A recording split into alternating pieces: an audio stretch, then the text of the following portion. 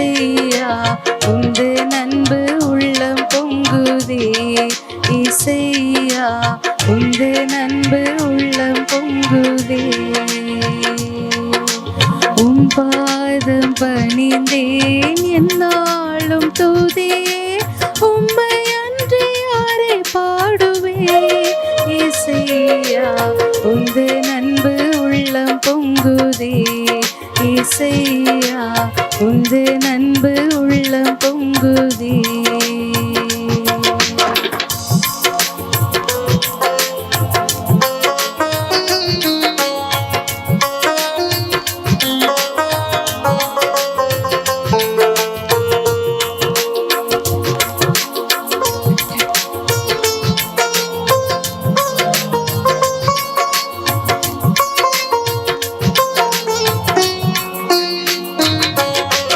பரிசுத்தமே பரவசமே பரமேசருளே வரம்பொருளே. பரிசுத்தமே பரவசமே பரமேசருளே வரம்பொருளே. தேடினதால் கண்டடைந்தே பாடிட பாடல்கள் ஈந்தளித்தீ. தேடினதால் கண்டடைந்தே பாடிட பாடல்கள் ஈந்தளித்தீ.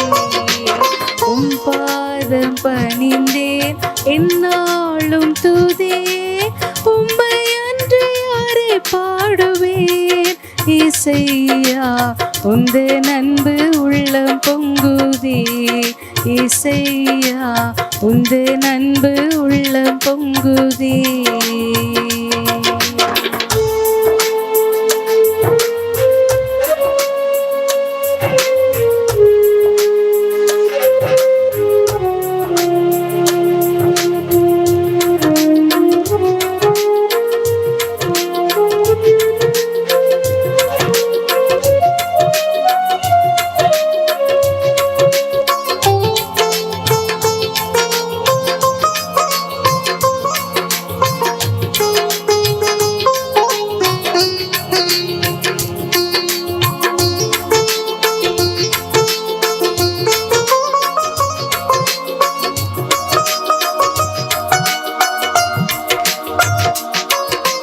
புது எண்ணெயால் புது பலத்தால் புதிய கிருபை புது கவியால்.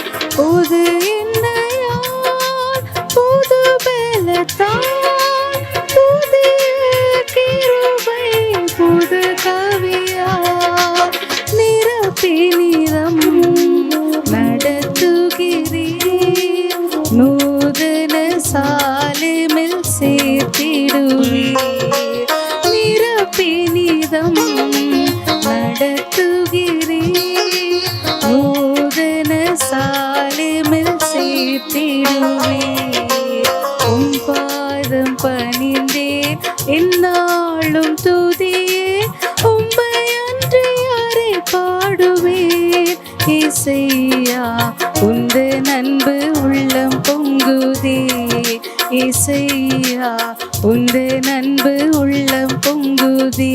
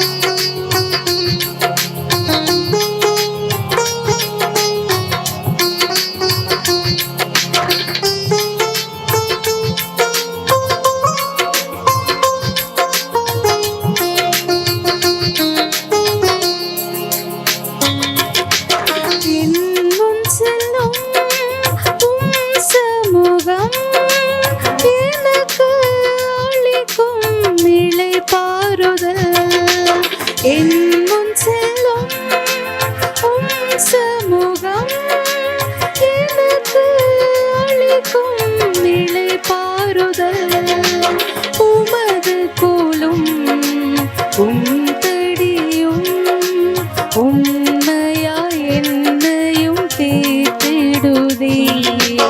உமது கோலும் உம்கடியும் உண்மையா என்னையும் தீர்த்திடுதே.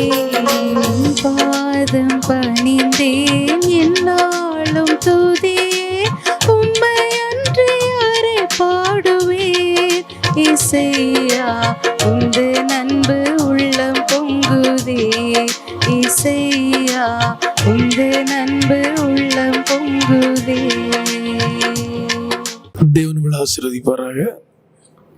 இந்த வாரத்தில் நாம் வேதத்தில் ஒரு வசனத்தை எடுத்து அதை நாம் தியானிக்க போகின்றோம். யாக்கோபு 4ஆம் அதிகாரம் 12ஆம் வசனம். யாக்கோபு 4:12 படிக்கிறேன்.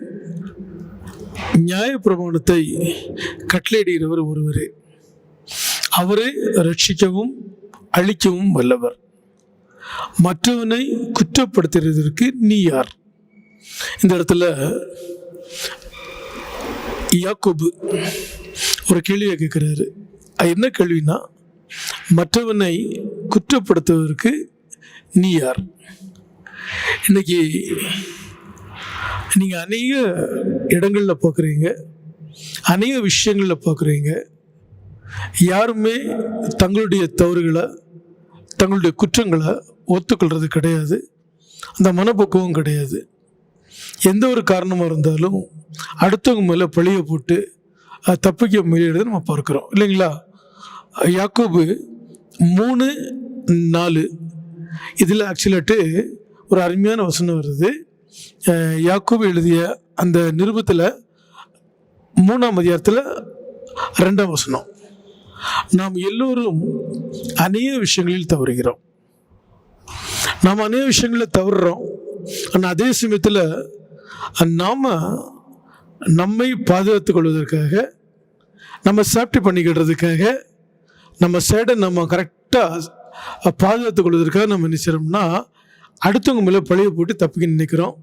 இது மனித சுபாவம். பாருங்கள், ஆதி மனுஷன் ஆதாம், வேதத்தில் ஆதாமை குறித்து மிகவும் தெளிவாக எழுதப்பட்டிருக்குது. ஆதியாகமத்தின் புத்தகம் 3ஆம் அதிகாரத்தில் 11, 12, 13. ஆதியாகமத்தின் புத்தகம் 3ஆம் அதிகாரம் 11, 12, 13 நம்ம வாசிக்கும்போது இது மிகவும் தெளிவாக தெரியும். அப்பொழுது அவர், தேவனாகிய கர்த்தர், நீ நிர்வாணி என்று உனக்கு அறிவித்தவன் யார்? புசிக்க வேண்டாம் என்று நான் உனக்கு விலக்கின விருட்சத்தின் கனியை புசித்தாயோ என்றார். அதற்கு ஆதாம், என்னுடனே இருக்கும்படி தேவரீர் தந்த ஸ்திரீயானவள் விருட்சத்தின் கனியை எனக்கு கொடுத்தாள், நான் புசித்தேன் என்றார். அப்பொழுது தேவனாய கர்த்தர் ஸ்திரீயை நோக்கி, நீ இப்படி செய்தது என்ன என்றார். ஸ்திரீயானவள், சர்ப்பம் என்னை வஞ்சித்தது, நான் புசித்தேன் என்றாள். ஆண்டவர் கேட்குற கேள்விக்கு இவங்க டைரெக்டாக பதில் சொல்ல மாட்டேங்கிறாங்க. Yes or no. அந்த வார்த்தை ஆதாம் வாயிலையும் வரல, ஏவாள் வாயிலையும் வரல. ஒரு காரியம் நடக்குது, ஆண்டவர் ஒரு காரியத்தை செய்யக்கூடாதுன்னு சொல்கிறாரு. அது ஆதாம் செய்கிறாரு, ஏவாளும் செய்கிறாங்க. ஆண்டவர் கூப்பிட்டு கேட்குறாரு, புசிக்க வேண்டாம் என்று நான் உனக்கு விலக்கின விருட்சத்தின்கனியை புசித்தாயோ? அதுக்கு ஆதாம் புசித்தேன், புசிக்கல, இப்படி அவன் பதில் சொல்லியிருக்கலாம். ஆனால் அவன் அப்படி சொல்லலை. என்ன சொல்கிறாருன்னா, தேவரீர் தந்த ஸ்திரீயானவள் விருட்சத்தின் கனியை எனக்கு கொடுத்தா, நான் புசித்தேன். அந்த இடத்துல தன்னுடைய தவறை மறைக்கிறது மாத்திரம் இல்லை, ஏவாள் மேலே பழிய போடுறாரு. மாத்திரம் இல்லை, ஆண்டு மேலேயே பழிய போடுறாரு. நீர் தானே எனக்கு கொடுத்த ஸ்திரீ, அந்த ஸ்திரீ சொல்லி தான் நான் புசித்தேன், எனக்கு அதுக்கும் சம்மந்தமே இல்லைட்டு அவர் என்ன செய்கிறாரு, நழுவ பார்க்குறாரு. ஆண்டவருக்கு பின்னாடி ஸ்திரியை கூப்பிட்டு கேட்குறாரு, நீ இப்படி செய்தது என்ன? ஸ்திரீ என்ன சொல்கிறாங்க, சர்ப்பம் என்னை வஞ்சித்தது, நான் புசித்தேன். அந்தமோ தன்னோட தவறை ஒத்துக்க மாட்டேங்கிறாங்க. அந்தமோ என்ன செய்கிறாங்கன்னா சர்ப்பத்துக்கு மேலே குறை சொல்கிறாங்க. சர்ப்பம் என்னை வஞ்சித்து விட்டது, அதனால் நான் அந்த கனியை புசித்தேன் என்று. பாருங்க, அந்த முதலாம் மனுஷனாகிய ஆதாம், அதுபோல் அவருடைய மனைவி ஏவாள், இந்த ரெண்டு பேருமே என்ன செஞ்சாங்கன்னா ஒருத்தர் குற்றப்படுத்தினாங்க. தங்களுடைய தவற அவங்க புரிஞ்சுக்கல, உணரவில்லை. அது தவிர அவங்க என்ன செஞ்சாங்க, மறைக்க பார்த்தாங்க. இன்னைக்கு அதே சுபாவம் அநேக மனுஷங்களோட வாழ்க்கையில் காணப்படுவதை நம்ம பார்க்குறோம்.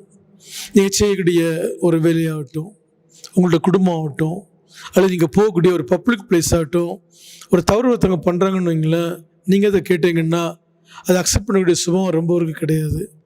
அப்படி மாற்றிடுவாங்க. இல்லைங்க நான் கரெக்டாக கொண்டு போனாங்க, அவங்க என்ன செஞ்சாங்கன்னா அதை மாற்றி விட்டுட்டாங்க, இவங்க மாற்றி விட்டுட்டாங்க. அதுதான் தாவீது ராஜா சொல்கிறாரு, தன் பிள்ளைகளை உணர்கிறவன் யார்?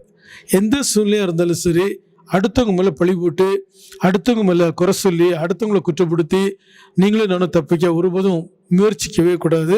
அது தேவனுடைய பார்வையில் மிகவும் அவருக்கு பிரியம் இல்லாத ஒரு காரியம். பாருங்க, யோவான் 8ஆம் அதிகாரத்தில் இதை குறித்து ஒரு அழகான இன்சிடென்ட் உங்களுக்கு தெரியும். உபச்சாரத்தில் கையும் மெய்யுமாக பிடிக்கப்பட்ட ஸ்திரீ என்று வேதத்தில் எழுதப்பட்டிருக்குது. யோவான் 8ஆம் அதிகாரத்தில் இதை குறித்து யோவான் மிகவும் அருமையாக நினைச்சாரு, பதிவு செய்கிறார். ஆவியானவர் இந்த கருத்தை நமக்கு அவ்வளோ தெளிவாக அவர் வெளிப்படுத்தி கொடுக்கிறாரு.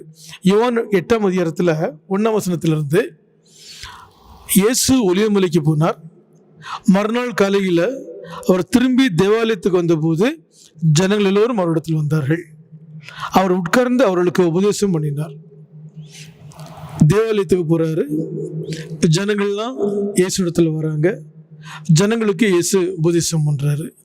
அப்பொழுது விபச்சாரத்தில் பிடிக்கப்பட்ட ஒரு ஸ்திரீயை வேதபாரகரும் பரிசேயரும் அவரிடத்தில் கொண்டு வந்து அவளை நடுவே நிறுத்தி, போதகரே, இந்த ஸ்திரீ உபச்சாரத்தில் கையும் மெய்யுமாக பிடிபட்டாள்.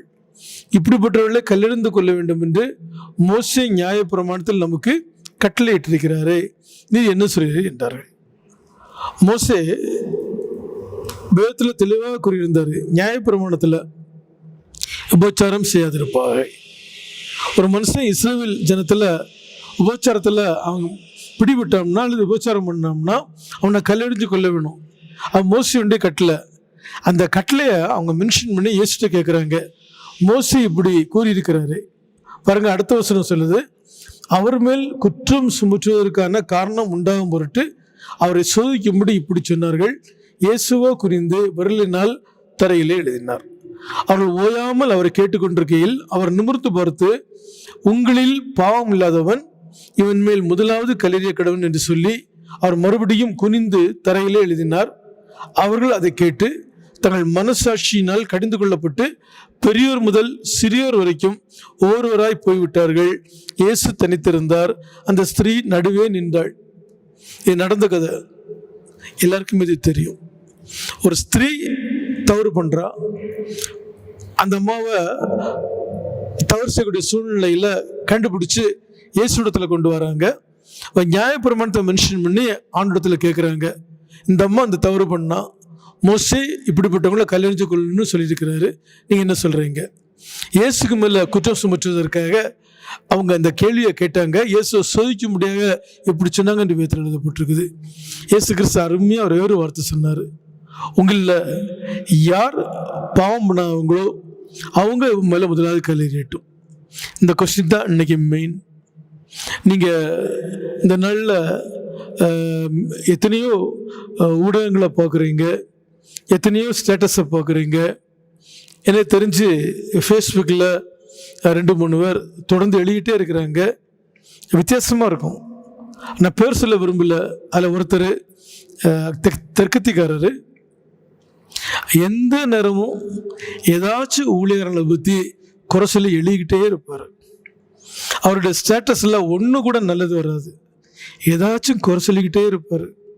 நான் பாருங்க, வெளிப்படுத்தின விசேஷத்தில் வருது, மற்றவன் மேல் குற்றம் சுமத்துறவன் பிசாசு என்று. எந்த நேரமும் குறை சொல்லிட்டே இருக்கிறாங்க. அது சங்கடமாக இருக்குது. நான் ஆண்டவர் என்ன சொல்கிறாரு, பிதா உங்களுக்கு மன்னிக்கிறது போல எங்களை ஒரு மன்னியுங்கள். நான் எப்பவுமே பேசும்போது அதான் சொல்லுவேன், உங்களுக்கு தைரியம் இருந்தால் யார் தப்பு பண்ணுறாங்களோ நேரடியாக போங்க, அவங்கள்ட்ட பேசுங்க, அவங்கள்ட்ட குற்றத்தை சொல்லுங்க. அவங்க உணர்ந்து திருந்தினா சரி, இல்லையா விட்டு போயிட்டே இருங்க. ஆண்டவரோடைக்கும் நீங்கள் பெரிய நியாயாதிபதியே கிடையாது. தயவுசெய்து நீங்கள் புரிஞ்சுக்குங்க. ஆண்டவரே வேதத்தில் யார் மேலேயும் அவர் குற்றம் சொல்லலை, குற்றப்படுத்தலை, அவர் ஆக்சுவலாட்டு குறை சொல்லலை. இந்த அம்மா பண்ணது தப்பு தான், எல்லாத்துக்கும் தெரியும். ஆனால் அதே சமயத்தில் ஆண்டவர் சொல்கிறாரு, உங்களில் யார் பாவமே பண்ணாதவங்களோ அவங்க முதலாவது கல்லெறியுங்கன்னு சொல்கிறாரு. அந்த நாட்களில் மக்களுக்கெல்லாம் மனசாட்சி இருந்தது.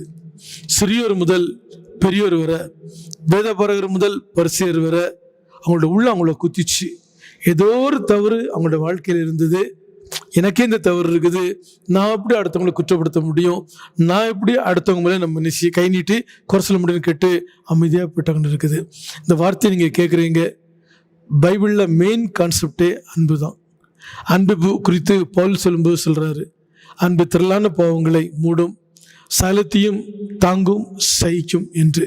நீங்கள் மெய்யாகவே கிறிஸ்டியானிட்டியை ஃபாலோ பண்ணுறீங்கன்னா, கிறிஸ்டியனோட உபதேசத்தை ஃபாலோ பண்ணுறீங்கன்னா, இனியாவது தயவுசெய்து யார் மேலேயும் டைரெக்டாக நீங்கள் குற்றம் சாத்தாதீங்க. மீடியாவில் போய்ட்டு அவங்க பேரை அசிங்கப்படுத்தாதீங்க. அவங்க தப்பு பண்ணுறாங்களா, டைரெக்டாக அவங்கள்ட்ட போய் கேளுங்க. 4 பேர் ஒரு பேர் நேரடியாக கேட்டிங்கன்னா நிச்சயமாகவே அவங்களுக்கும் மனசாட்சி இருக்கும், அவங்களும் உணர்வாங்க, அவங்களும் திருந்துவாங்க. திரும்ப திரும்ப குற்றப்படுத்தும் போது ஒரு குறிப்பிட்ட சூழ்நிலையில் அவங்களோட இருதயம் கடினப்படுது. நாங்கள் எங்களோட ஊழியத்தில் எத்தனையோ மக்களை பார்க்குறோம். தான் வசனம் சொல்லுது, எந்த சூழ்நிலையாக இருந்தாலும் சரி அடுத்தவங்க நீங்கள் என்ன செய்யக்கூடாது, குற்றம் தீர்க்கக்கூடாது. இயேசுவே சொல்கிறாரு, என்ன சொல்கிறாருன்னா, நானும் முன்னை ஆக்கினைக்குள்ளாக தீர்க்கிறதில்லை, நீ போ, இனி பாவம் செய்யாது. இதை விட அவளுக்கு வேறு பெரிய தண்டனை எதுவுமே கிடையாது. அவளுடைய பழைய ஸ்டோரியை கேட்கல, நீ எப்படி பாவம் பண்ணன்னு கேட்கல, உங்களோட யார் பாவம் பண்ணாங்கன்னு கேட்கல, எந்த இடத்துல பாவம் பண்ணாங்க எதுவுமே கேட்கல. ஒரே வார்த்தை சொன்னார், நீ போ, இனி பாவம் செய்யாத. நம்முடைய மென்டாலிட்டி அப்படித்தான் இருக்கணும். ஏனென்றால் திருமுறை கூறுகிறது, கிறிஸ்திய சொல்லியிருந்த சிந்தையே உங்களிலும் இருக்க கிடவுது. வாய் இருக்குதுன்னு நம்ம அடுத்தவங்க மேலே பழி போடக்கூடாது. ஏன்னா நம்ம எந்த விதத்தில் அடுத்தவங்க மேலே பழி போடுறோமோ நிச்சயமாகவே அதே மாதிரி ஒரு சூழ்நிலை நமக்குன்னு வந்துடுச்சுன்னு சொன்னால் ஆண்டோட நமக்காக என்ன செய்ய மாட்டார், பரிந்து பேச மாட்டார். ஆகவே யாராக இருந்தாலும் சரி வார்த்தையை அளந்து பேசணும், நிதானமாக பேசணும். குறிப்பாக அடுத்தவங்கள குற்றப்படுத்தக்கூடாது. ஏன்னா ஆண்டவரே சொன்னார், அடுத்தவங்கள குற்றப்படுத்தாதீங்க. நீங்கள் அடுத்தவங்களை குற்றப்படுத்துகிறீங்கன்னா, நீங்கள் அடுத்தவங்களுக்கு நியாய தீர்ப்பு கொடுக்குறீங்கன்னா நீங்கள் ஆண்டோடத்துலேருந்து உட்கார்றீங்க. ஏன்னா ஒரு நல்ல ஒரு காரியத்தை நல்லா கவனிச்சுக்கோங்க. நீங்கள் நியாய தீர்ப்பு தேவனுக்குரியது. அந்த நியாயத்தை நீங்கள் தீர்க்காதீங்க, அந்த நியாயத்தை ஆண்டவராக இயேசு கிறிஸ்து தீர்ப்பார். ஒரு மனுஷனத்தில் குறைய பார்த்தீங்கன்னா நேரடியாக சொல்லுங்கள், கேட்கலையா 2 பேருக்கு முன்னாடி சொல்லுங்கள், இல்லையா சபையில் சொல்லுங்கள், இல்லையா அவங்கள விட்டுருங்க, ஆண்டோடத்தில் சொல்லுங்கள். ஆண்டவர் பார்த்துக் கொள்வார். ஆண்டவரை விடைக்கும் ஒரு மனுஷனுடைய வாழ்க்கையில் உங்களால் என்ன செய்ய முடியாது, எந்த ஒரு மாற்றத்தையும் கொண்டு வர முடியாது. மன்னிங்க, அடுத்தவங்களை குற்றப்படுத்தாதீங்க, அடுத்தவங்களை கடிந்து கொள்ளாதீங்க, அடுத்தவங்களை பேரை நாரடிக்காதீங்க.